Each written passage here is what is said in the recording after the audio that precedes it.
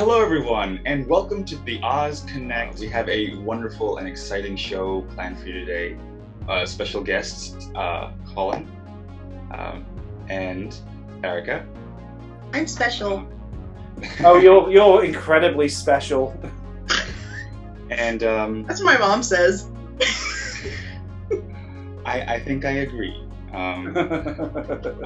But like I said, we have a nice filled show for you today. We'll be going over a few OzCon news for you, and also presenting a presentation over one of our very beloved characters in the Oz universe. So keep your eyes on the magic picture, and we will be right back.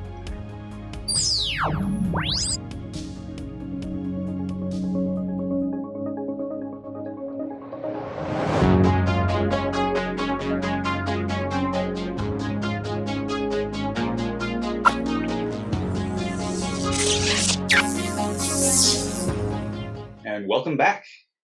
And with a little more information about OzCon Updates, we have Colin and Erica. Thanks, Mr. Chase. We've got some more updates coming from OzCon for you. So if you saw episode 6 of OzCon, you will know that we have some guests lined up, which are Angelica Carpenter, who wrote the great Matilda Jocelyn Gage biography. We have got panel discussion about the Barnstormer in Oz coming. We have Aaron Toman coming along on the first episode of OzConnect. Chris Silver also coming along on the live episode of OzConnect. And then we announced that we've got a Marvel Comics Oz-themed discussion coming up with Eric Shanower and Scotty Young. And we haven't even finished with what else we've got coming up. Erica, go on. Do you want to cover one of the next things that we've got coming up at OzCon, July 16th? To July 18.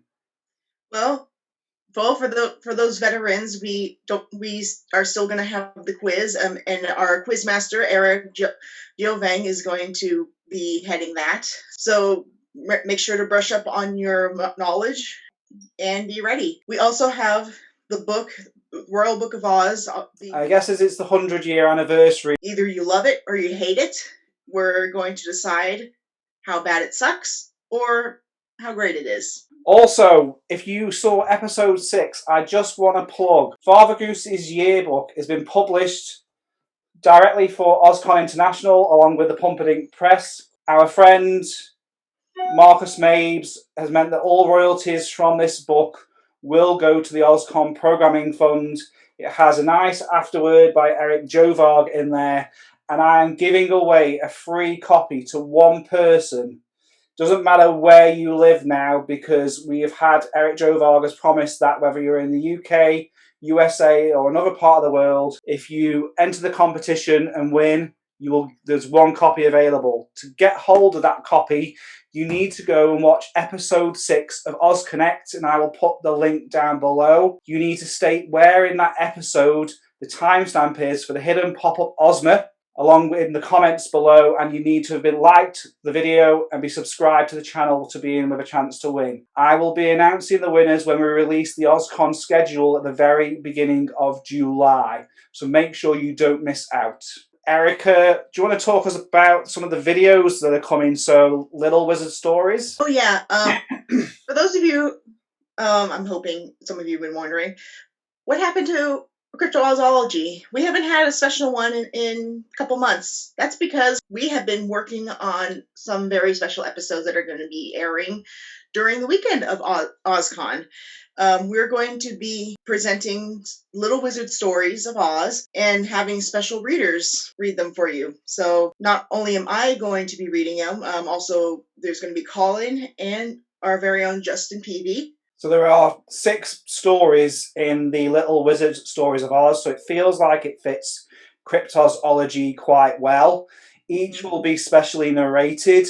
We will announce the other 3 narrators once we've confirmed them, and then they will have dynamic moving images from the Oz books as part of that narration. And you'll be able to see them first premiered at OzCon, and later on they will eventually make their way to the YouTube channel. So make sure that you are signed up, because most premiere access will be at OzCon directly, either through a special YouTube link or the live Zoom links. There's also a brand new series coming to the OzConnection, and episode 1 will be airing at OzCon over the weekend of July 16 to 18. The series is called Who in Oz, and it will be a short form video on all of the different characters in Oz, starting off with Dorothy Gale. It will be narrated by different guests, and you'll get to discover the characters of the Oz series, not just from The Wizard of Oz, but who is Dorothy? Where did she come from? Does she still live in Kansas? Does she live in Oz? What happened to Aunt Em and Uncle Henry? How many darn books is she in? This is the series for you, and it will continuously go through every character of the series. So make sure you're ready to watch that. And we're not just going by the 14 books. We're talking all the books. Thompson, Snow. All the books, all the media. We're going to do deep dives, because I needed a series that could go on and on and on as just as much as Erica does. Yes. So there are OzCon updates. Mr. Chase, you weren't there for our OzCon episode, so anything there particularly piques your interest? Well, I definitely want to get my hands on that Little Wizard storybook. That sounds really, really interesting. And also, I'm just really I guess thankful and grateful that the funds from the publication of the other book, oh my goodness, I'm having quite the brain fuzz.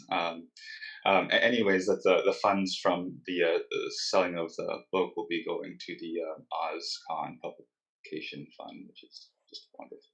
The Father Goose book, yeah. Father Goose. Okay, yeah, it didn't have the word Oz in it, so it was discombobulated. It's one of L Frank Baum's more obscure books that hasn't been published in over 100 years. I ordered my copy. And next year we will have the program book back, and I'm looking at producing a hybrid version of the program book that it won't really matter if you come to OzCon or if you watch OzConnect. It's going to be kind of like an annual book that anyone will connect with different stories and different essays and that kind of thing. So watch out for that one next year. I'm working on that one in the background. And you weren't there for the update that we've got Scotty Young available with Eric Shanower for an interview as well. So have you read the Marvel series of comics, Oz, Mr. Chase? I think so. That's from what I remember, it came out a long time ago. Like they first started off with the Wizard of Oz that came out in a few series. I had them in like my old childhood home for a while, and then they actually came out with the Marvelous Land of Oz, and it was beautiful. Especially because it really just, people that I didn't know that were actually like in the bookshop looking at those things, and it really just kind of made my heart swell up and pride, especially, because anything that gets people into Oz is definitely a good thing, and what better way than beautiful comic books? Oh, for sure. As Scotty Young being so big in the Marvel world, it brought an interest in the Oz books that I don't think normally would have come along.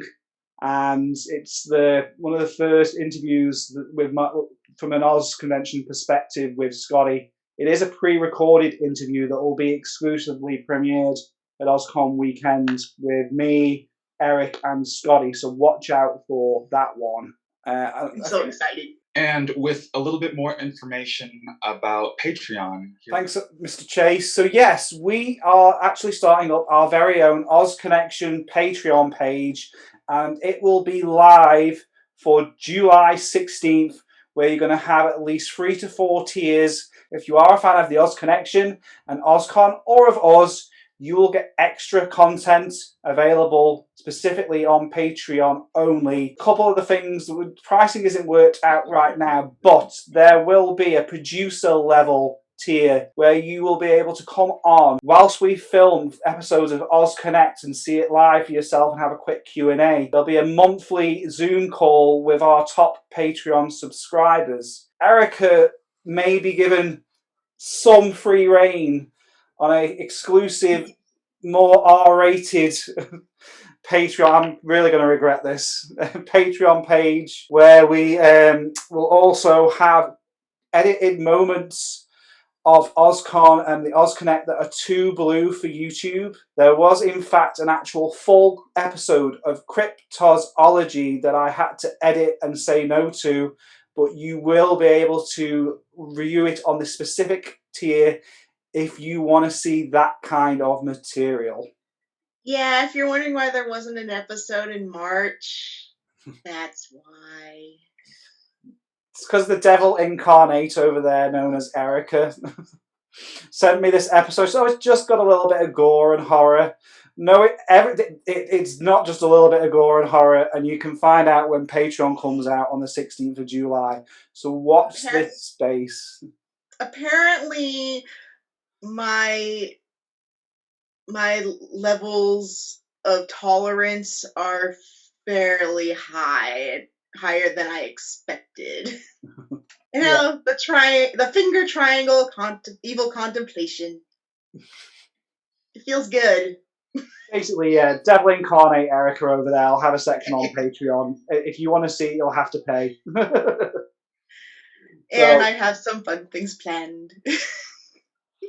So keep an eye out for that. We'll put regular updates on this channel and on the OzConnection pages. Make sure you check us out on the OzConnection on Facebook and the OzConnection discussion group. I will post those links down below.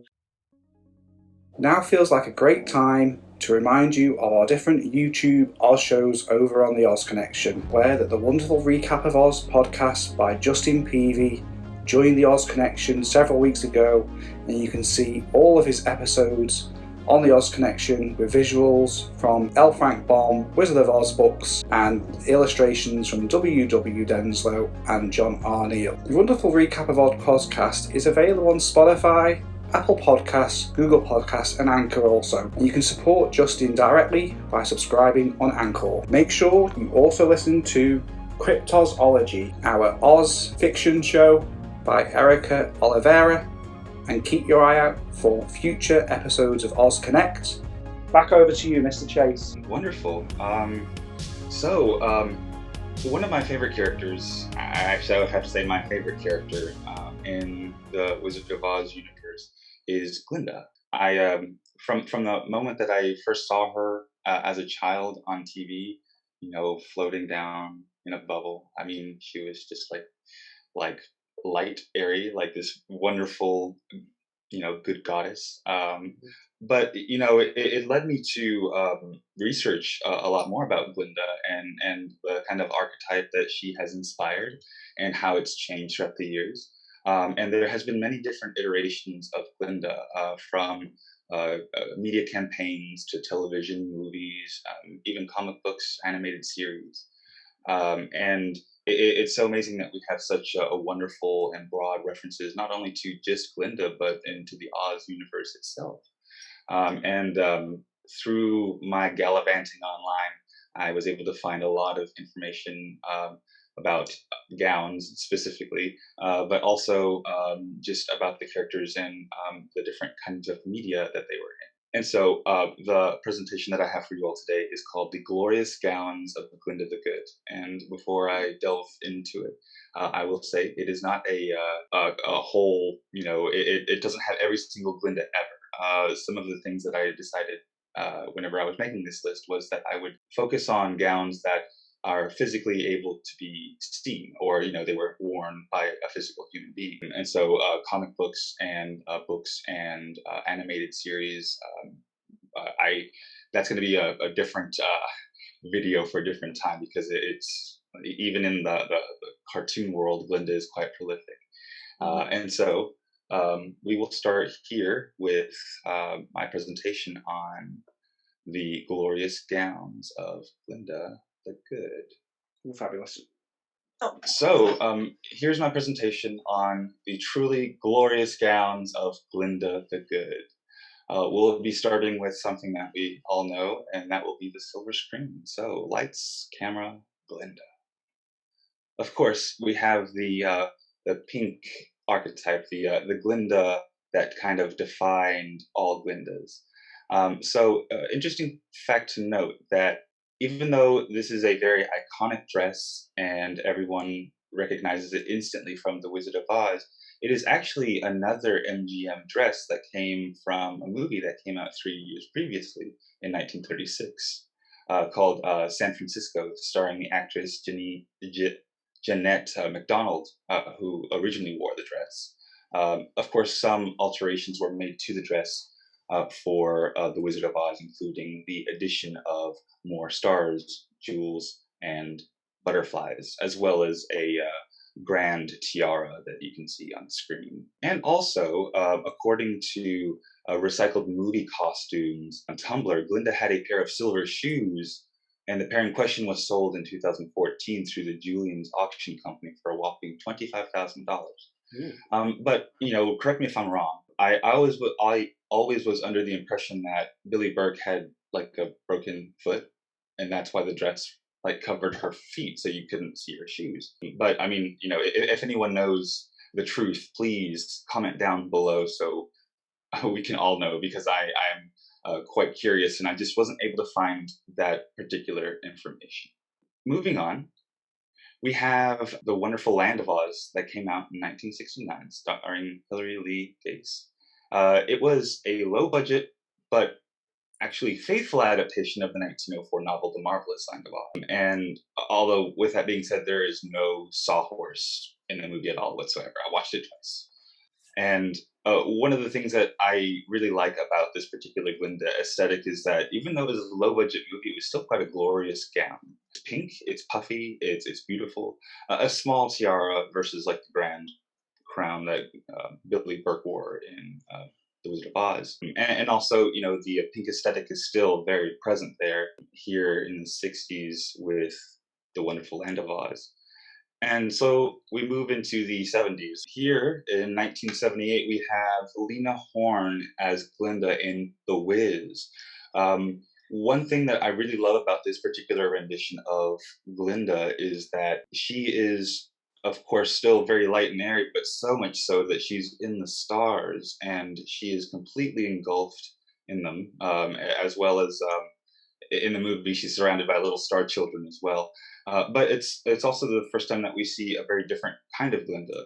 We also see she's a person of color, played by the wonderful Lena Horne, but also the color as well. It's this sky blue. It's just stunning.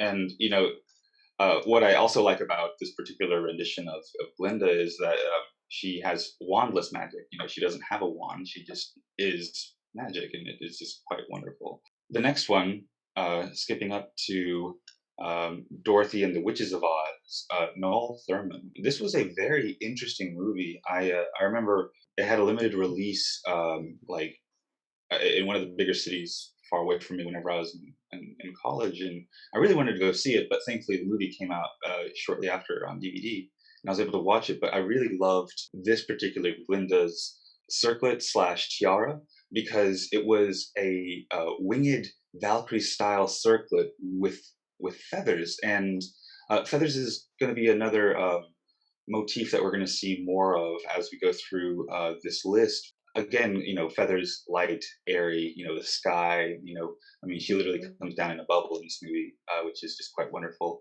And also I made sure to get a picture of their version of the Wicked Witch that is a more honest interpretation of the witch from the series. And the movie, of course, itself loosely has themes and situations from The Wonderful Wizard of Oz, OzMon of Oz, Road to Oz, and The Magic of Oz. And I really like her because she's like the first time we see like a battle Glinda. Also, her bodice that she wears is jeweled and looks like it could take a magic bullet. And then we move on further to Oz the Great and Powerful with Michelle Williams. What can we say about this particular character that hasn't already been said? I know that it isn't everyone's particular favorite, just because of how Disneyfied this particular version of Glinda is. But you also see the same similar feather motif, light, airy, bright. And also this particular Glinda, I call her the elegant Glinda because she has probably one of the most amount of costumes apart from Glinda on Broadway in the show Wicked. But I love the Glinda aesthetic here, especially because it's like diamonds and pearls, not just a Prince album, but a fleshed out character, with feathers, a wand, and a beautiful tiara. Which leads us to our next section, television and theater. Glinda is Rising. So in 1960, the first episode of the second season of Shirley Temple's storybook entitled The Land of Oz featured the actress Frances Bergen as Glinda.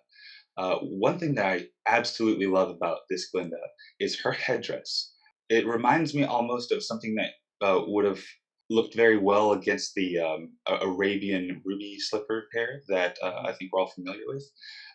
This particular aesthetic is just very, very similar to Billy Burke's Glinda, but the similarities are there with all the puffiness, the color, and of course it being a beautiful ball gown. But the differences between the sleeves and the crown and the wand really make this a standout. Even though it was just in one episode, it was a beautiful and true Glinda, I would say. In 1975, actress Dee Dee Bridgewater was Glinda on Broadway in The Wiz, of which she won Best Featured Actress at the Tonys that year. This is very interesting.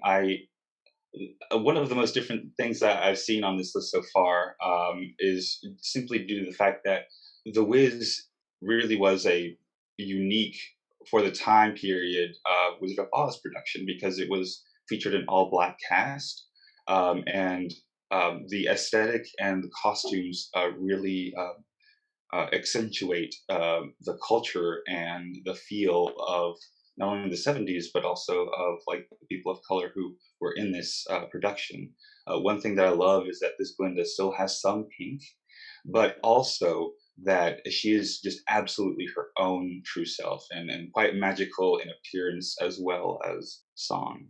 Then we hop over to 2003, Kristen Chenoweth as Galinda, later Glinda the Good in Wicked the Musical on Broadway. She had quite a lot of outfits, but I wanted to showcase these two particular outfits because whenever she is shown younger, she has all of these cute, young, hip outfits, particularly this pink one here. It's very beautiful. But as she progresses throughout the show, her costumes slowly become more adult, and at the end you see her in her beautiful blue ball gown, which I always think always reminds me of the Wiz with Lena Horne in it, and her blue gown. It's kind of a slight homage to Glinda. In 2011, in London's West End, Andrew Lloyd Webber did a production of The Wizard of Oz, and in it we got another tempting blue Glinda. Very different though. She doesn't have a crown. Instead, her hair acts as her natural crown because it's pointed up towards the sky, of which that's where she came from. And it's amazing watching this production on YouTube. Because just as she moves ever so slightly, she is just a glitter bomb just waiting to explode. I mean, it's just absolutely beautiful. In ABC's Once Upon a Time, actress Sunny Mabry played Glinda in 2 of the Oz episodes. And she had 2 different outfits, very subdued, almost like something that you'd see at a garden party or something. But I love the aesthetic, especially because it's more wintry. She is wearing fur. Looks very warm. I hope it was cool on stage that day. But yeah, I especially like her necklace and also just the silver tones. They're very beautiful and also really juxtaposed to the green witch that they had in the episode, because one thing I really like about Once Upon a Time is that they do a really good job of showcasing like legends and stories that we're all very familiar with, but in a unique way to where we're not wanting a carbon copy of the characters, but rather just a new character, and we know exactly who they are. Ah, yes, Uzo Aduba. She played Glinda the Good in NBC's The Wiz Live. She also played Crazy Eyes in Orange is the New Black. Oh yeah. And Oh yes, and Bismuth. That's right. On a It's Steven Universe. That's right. That's awesome. I love Bismuth. She's quite wonderful. I one thing that I loved about this character or this particular rendition of Glinda is that it's so different than all the other ones because whereas all the other ones are bubbly and you know this one's or in the stars, this one's from the sun. This one's more of like instead of it being centered around the moon and the stars and darkness, this one's like the light of day and just very bright. And I love that she reminds me of spun sunlight, like cotton candy threads. Like she's just made out of star stuff. And then, of course, the Emerald City, another NBC production. Jolie Richardson, she played Glinda. Wow, this one was really interesting. She appeared out of 7 out of the 10 episodes, but each of her costumes were, I call it like my medieval Glinda because of the design. I mean, it almost looks like armor most of the time because it's just so jeweled and silver threaded. It's quite magnificent. And then I have a list of notable good witches. I couldn't put up all of them on the list, and some of them just didn't really necessarily fit, but they needed to be mentioned because they are quite unique. So in 1995, the late and great Natalie Cole appeared as Glinda in The Wizard of Oz in concert, Dreams Come True. It was a televised musical performance based on the original 1939 film. In it, she comes out in white and she has feathers, which is another thing that we've seen before. She has a crown that looks like it's a flapper's crown from the 20s, and a scepter that is very reminds me of like a Miss Universe scepter or something very. And it's fun to note that she also at the end had a pink outfit that she sends Dorothy home in. And in this production, they have it all on YouTube. It's quite wonderful. Jewel plays Dorothy Gale. Joel Grey, he plays the Emerald, the professor, and also the wizard, which he ended up being the wizard in Wicked on Broadway as well. Nathan Lane was the Cowardly Lion, and it's just really interesting. If you haven't seen it, I suggest you all watch it because it's quite the watch. And so in 2002, there was an episode of that 70s show called Tornado Prom, and it featured Pamela Sue Martin playing the role of Miss Wizard. Even though she doesn't have the name Glinda, she has the Glinda aesthetic more from the book that some are familiar with. And I've seen some renditions of Glinda with, just a white ball gown or white gown and red hair, which is what you would think of when you actually read Wicked. And also, fun fact that this was Mila Kunis's favorite episode to play because she got to be Dorothy, one of the characters that she was denied in grade school. And I love that she is actually wearing the silver slippers. There was in 2007, Amanda Lepore started down for fashion company Heatherette as part of a Wizard of Oz fashion show. She looks like a melted Barbie doll. She would enjoy you saying that, I would say, because like she loves the Barbie aesthetic, and that's definitely a very pink thing for sure. But that wasn't a compliment, though. No. According to bizbash.com, Heatherette designer Richie Rich and Travis Rain even secured the rights to feature the film in their show, having done so, acquiring the rights early in the process. Which there's quite a few pictures of Amanda Lepore and all the other characters out there, but I really just enjoy that she has a flower bodice, and it just looks, still Glinda aesthetic, but it's melted Barbie doll aesthetic too. Oh, she's going to be in my nightmares tonight. She's maybe had just a tad surgery, plastic surgery. And Do they sew waxed lips onto her face? no, I think those are her actual lips. Yeah. Oh, Jesus Christ! Yeah. I thought my lips were pretty big, but yeah. Um, and in 2009, Kelly Osbourne donned the Glinda mantle for designer Tarina Tarantino as part of a collaboration with Warner Brothers for the 70th anniversary of The Wizard of Oz. But when I first saw this image, I did not know it was Kelly Osbourne.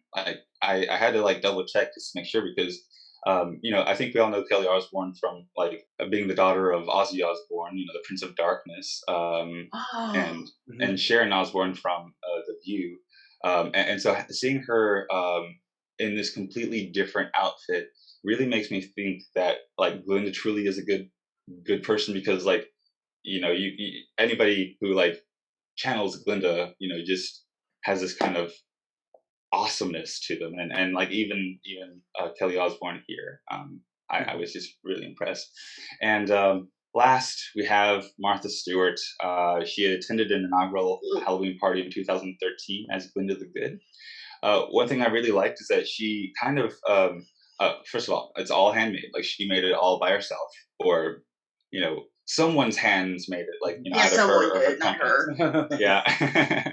She would say that it was handmade by her, of course, but no. What I really liked is whenever she was walking down the carpet for the event, she had just an elegance and a flair that kind of reminded me of renditions of Tattipoo from The Wizard of Oz when Dorothy first lands and meets the village of the north. She's in these kind of flowy robe things, and then you have Martha Stewart with her flowy robe thing. So, anyways, I hope that you all enjoyed a little bit going down this yellow brick road with me into the heart of Glinda and beyond. Hopefully, you all learned something a little bit new, if not just to appreciate some of the gowns and costumes that have been worn by many different people throughout the century as Glinda the Good. I learned what a Barbie doll looks like when you put it in the microwave. I think that particular version of Glinda with the plastic surgery is going to be in my nightmares for a while.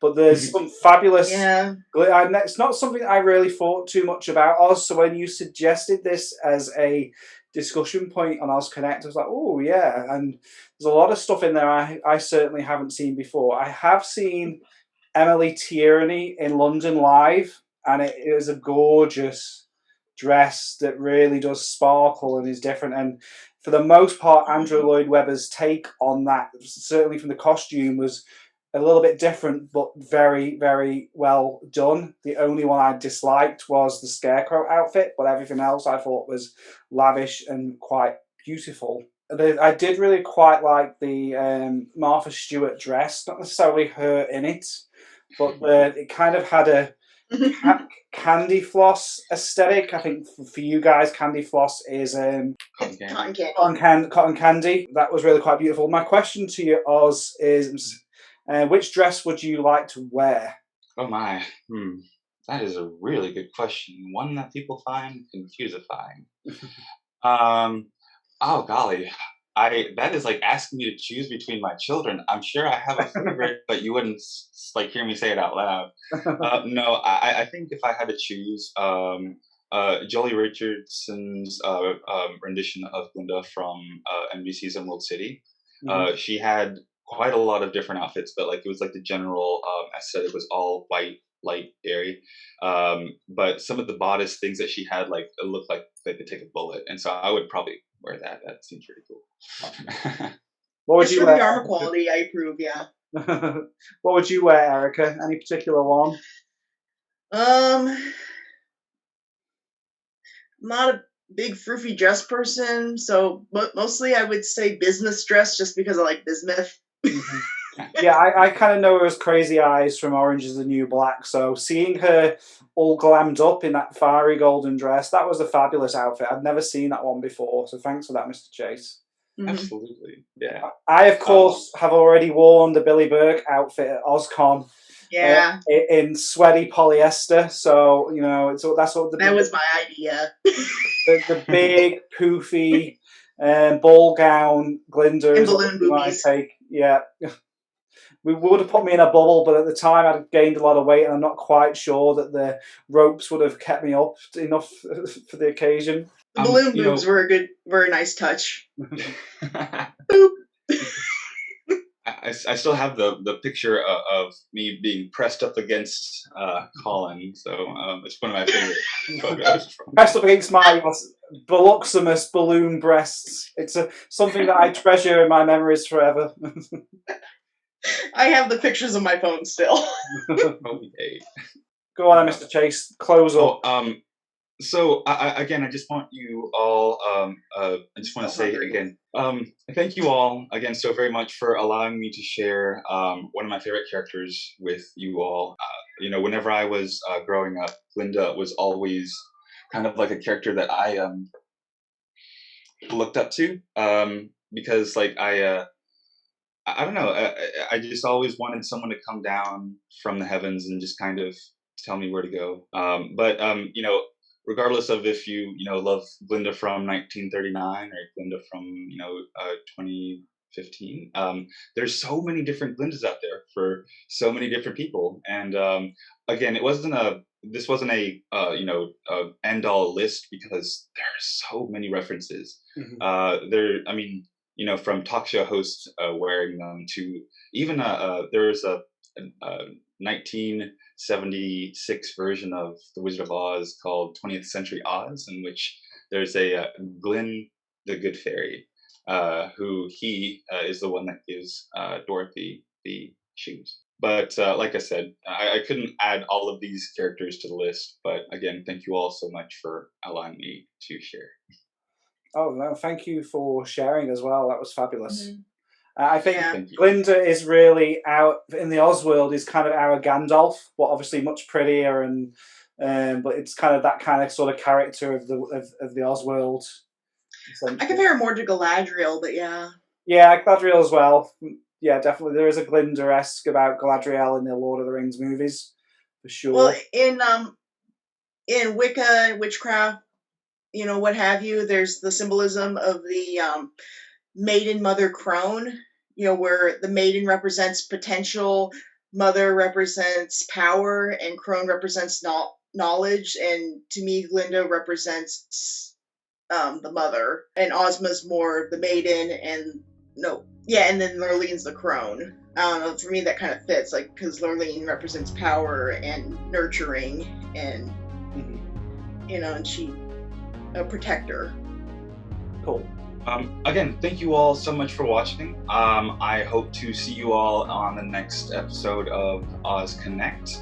Please make sure to like and subscribe right now. We are at 280 subscriptions, and if we get to 300, I'll do something really special. Ooh. Or not. I don't know. We shall see. No, we're holding you to that now. Oh boy. All right. I think there's some body paint in my future. But again, thank you all for watching, and tune in next time to OzConnect. Bye, everybody. Bye.